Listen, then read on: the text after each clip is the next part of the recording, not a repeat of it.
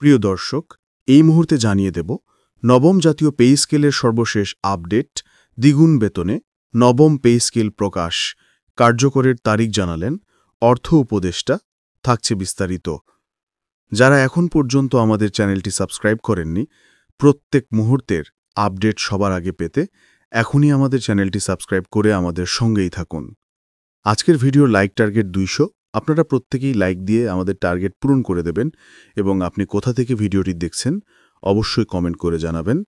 আপনাদের মতামত আমাদের জন্য অত্যন্ত গুরুত্বপূর্ণ। এবার বিস্তারিত। সরকারি কর্মকর্তা ও কর্মচারীদের বেতন বৈষম্য বা ব্যবধান খুব বেশি। যেখানে আন্তর্জাতিক মান 1:4, কিন্তু সেখানে বাংলাদেশে কর্মচারী ও কর্মকর্তা বেতন রেশিও 1:10, যা খুবই বেমানান।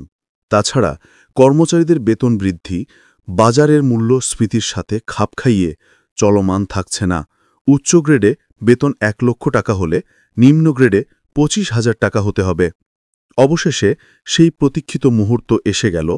সরকারি চাকরিজীবীদের জন্য ঘোষণা করা হল নবম জাতীয় পে স্কেল। গতকাল দুপুরে রাষ্ট্রীয় অতিথি ভবন যমুনায় অনুষ্ঠিত এক গুরুত্বপূর্ণ বৈঠকে অর্থ উপদেষ্টা ড. সালেউদ্দিন আহমেদ আনুষ্ঠানিকভাবে এই ঘোষণা দেন। বৈঠকে উপস্থিত ছিলেন প্রধান উপদেষ্টা ড. মোহাম্মদ ইউনুস, অর্থ মন্ত্রণালয়, জনপ্রশাসন মন্ত্রণালয় এবং পে কমিশনের শীর্ষ কর্মকর্তারা। বৈঠক শেষে আনুষ্ঠানিক বিবৃতিতে জানানো হয়, ডিসেম্বর মাসের প্রথম সপ্তাহ থেকেই কার্যকর হবে নবম জাতীয় পে স্কেল, অর্থাৎ আগামী মাস থেকেই সরকারি কর্মকর্তা কর্মচারীরা পাচ্ছেন নতুন কাঠামো অনুযায়ী বেতন। নতুন পে স্কেলে বেতন প্রায় দ্বিগুণ। ডিসেম্বর থেকেই বাস্তবায়ন। নতুন বেতন কাঠামোতে বেসিকের পাশাপাশি ভাতা, বাড়ি ভাড়া ও চিকিৎসা সুবিধাতেও আসছে বড় পরিবর্তন। আগের তুলনায় বেতন বৃদ্ধি পাচ্ছে 85 থেকে 100% পর্যন্ত। 20তম গ্রেডে আগে যেখানে ছিল বেতন 8,250 টাকা, এখন সেটি দ্বিগুণ হয়ে কিন্তু দাঁড়াচ্ছে 16,500 টাকায়। এটি তাদের জীবনে এক বাস্তব পরিবর্তন আনবে বলে মনে করছেন সবাই। অষ্টম পে স্কেলে যেখানে প্রথম গ্রেডের বেতন ছিল 78,000 টাকা, নতুন কাঠামোতে সেটি বেড়ে হয়েছে 1,56,000 টাকা।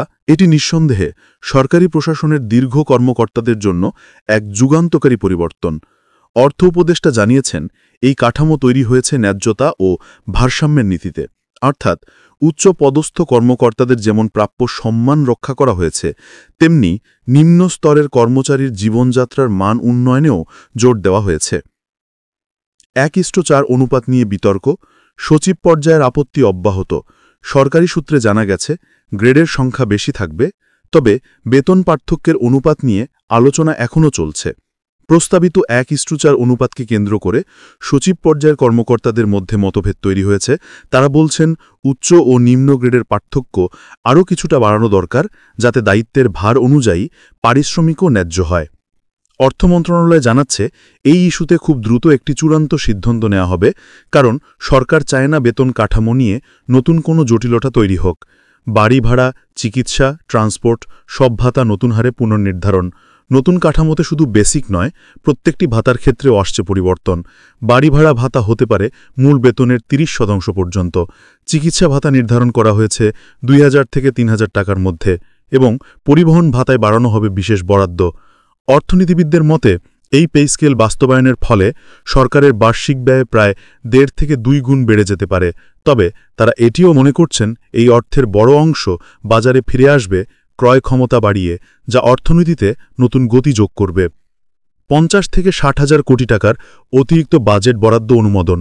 অর্থ বিভাগের সূত্রে জানা গেছে, নতুন বেতন কাঠামো বাস্তবায়নের জন্য চলতি অর্থ বছরেই অতিরিক্ত 50 থেকে 60,000 কোটি টাকার বরাদ্দ রাখা হচ্ছে। এর আওতায় প্রথমে কেন্দ্রীয় প্রশাসনের কর্মকর্তা কর্মচারীরা এবং ধীরে ধীরে স্বায়ত্তশাসিত প্রতিষ্ঠানগুলো যুক্ত হবে। এই সম্পর্কিত আপডেট সবার আগে পেতে চ্যানেলটি সাবস্ক্রাইব করে আমাদের সাথেই থাকবেন। সামনের ভিডিও দেখার জন্য আমন্ত্রণ জানিয়ে এখানেই শেষ করছি। আল্লাহ হাফিজ।